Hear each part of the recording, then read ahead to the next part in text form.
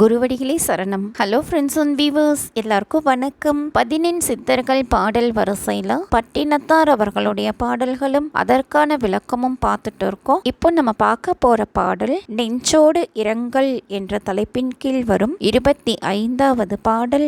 ஆண்ட குருவின் அருளை மிக போற்றி வேண்டும் கைலாய வீட்டு வழி பாராமல் பூண்ட குழல் மாது நல்லார் பொய்மாய்கைக்குள்ளாகி தூண்டில் அகப்பட்டு துடிக்கெண்டை ஆனேனே. ஆண்ட அப்படின்னா கொண்ட, குழல் அப்படின்னா கூந்தல், மாது அப்படின்னா பெண், என்னை தானே விரும்பி வந்து ஆட்கொண்ட குருவின் அருளை பெரிதும் பேணி எனது உயிர் வேண்டுகின்ற கைலாய வீட்டுலக வழியை ஆராயாமல் கூந்தலை உடைய பெண்களின் வெறும் பொய்யான மாயையில் சிக்கி தூண்டிலில் வைக்கப்பட்ட இரையை உண்ணச் சென்று துன்பத்தில் சிக்கிக்கொண்ட கெண்டை மீன் போல ஆனேனே அப்படின்னு சொல்லியிருக்காரு. இதுதாங்க இந்த பாட்டோட பொருள். அடுத்தது பாடல் 26. ஏனி பழுவாம் இருளை அறுத்தால முற்றும் பேணித் தொழும் கைலை பேறு பெற மாட்டாமல் காணவரும் பொருளாய் கண்கலக்கப்பட்டடியேன் ஆணியற்ற மாமரம் போல் ஆகினனே நெஞ்சமே.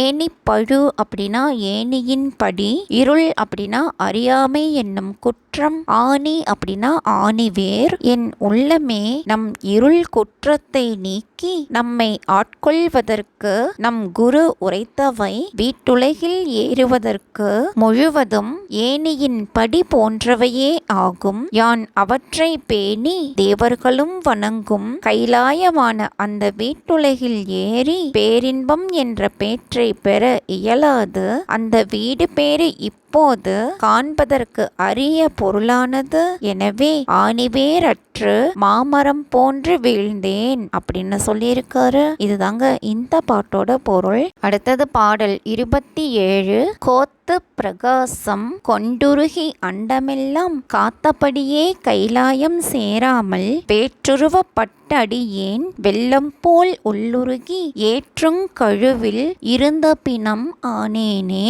பிரகாசம் அப்படின்னா அருள் ஒளி, அண்டம் அப்படின்னா உலகம், கழுவில் அப்படின்னா கழு மரத்தில் இறைவன் தன் அருள் ஒளியில் அனைத்து உயிரையும் கோர்த்து அந்த உயிர்களையெல்லாம் பாதுகாத்து நானும் அனைத்து உயிர்களையும் காக்கும் அருள் நெறியினால் வீட்டுலகம் பெறாமல் யானந்த அருள் நெறிக்கு மாறுபடும் விருப்பம் உடையவனாய் துன்பத்தினால் மனம் உருகி குற்றம் செய்தவரை ஏற்றும் கழுமரத்தில் உயிர் போன பின்னரும் இருக்கின்ற பிணம் போல் இருக்கின்றேனே அப்படின்னு சொல்லியிருக்காரு. இதுதாங்க இந்த பாட்டோட பொருள். அடுத்தது பாடல் 28. நிலைவிட்டு உடலை உயிர் நீங்கி அகலும் முன்னே சிலை தொட்ட வேட நெச்சில் தின்றானை சேராமல் வலைப்பட்டு உழழுகின்ற மான் போல் பரிதவித்து தலைக்கெட்ட நூலது போல் தட்டழிந்தாய் நெஞ்சமே. சிலை அப்படின்னா வில், வேடன் அப்படின்னா கண்ணப்ப நாயனார், உழழுகின்ற அப்படின்னா வருந்துகின்ற, தலைக்கெட்ட நூல்முனை அப்படின்னா அகப்படாத நூல். என் உள்ளமே உடலை விட்டு உயிரானது நீங்கும் முன்னர் வில்லை உடைய கண்ணப்ப நாயனார் எச்சிலை விரும்பி உண்ட இறைவனை அடையாமல் வலையில் சிக்கி வருந்துகின்ற மான் போல் கலங்கி முனை அகப்படாத நூலை போல் அலைந்தாய் அப்படின்னு சொல்லியிருக்காரு. இதுதாங்க இந்த பாட்டோட பொருள். அடுத்தது பாடல் 29. முடிக்கு மயிர் பொல்லா முழு குரம்பை மின்னாரின் இடைக்கும் நடைக்கும் இதம் கொண்ட வார்த்தை சொல்லி அடிக்கொண்டு தில்லை வனத்தயனே நாயனையின் விடக்கை இழந்த மிருகமது வானேனே.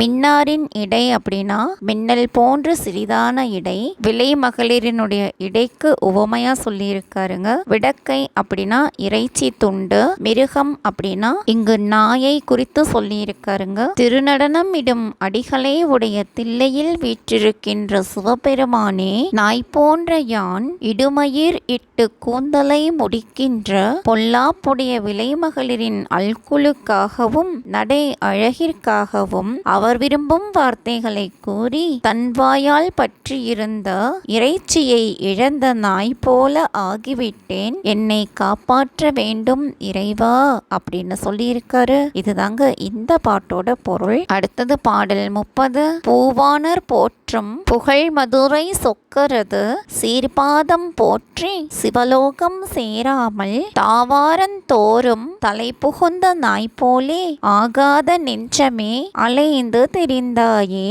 இதுதாங்க அந்த பாடல். பூவானர் அப்படின்னா இவ்வுலகில் வாழும் பெரியோர், சீர்பாதம் அப்படின்னா சிறப்பு மிகுந்த திருவடிகள், எனக்கு ஆகாத உள்ளமே இவ்வுலகில் வாழும் பெரியோர் வணங்கும் புகழை உடைய மதுரையில் வீற்றிருக்கின்ற சொக்கரின் சிறப்புடைய திருவடிகளை வணங்கி சிவலோகத்தை அடையாமல் வீட்டு தாழ்வாரம் தோறும் தலையை நுழைத்து அலையும் நாயை போல அலைந்து திரிந்து ஒழிந்தாயே அப்படின்னு சொல்லியிருக்காரு. இதுதாங்க இந்த பாட்டோட பொருள். என்ன ஃப்ரெண்ட்ஸ், பாடல்களும் விளக்கமும் உங்களுக்கும் தெளிவா புரிஞ்சிருக்கும்னு நினைக்கிறேன். மீண்டும் 31வது பாடல்ல சந்திக்கலாம். தேங்க்யூ.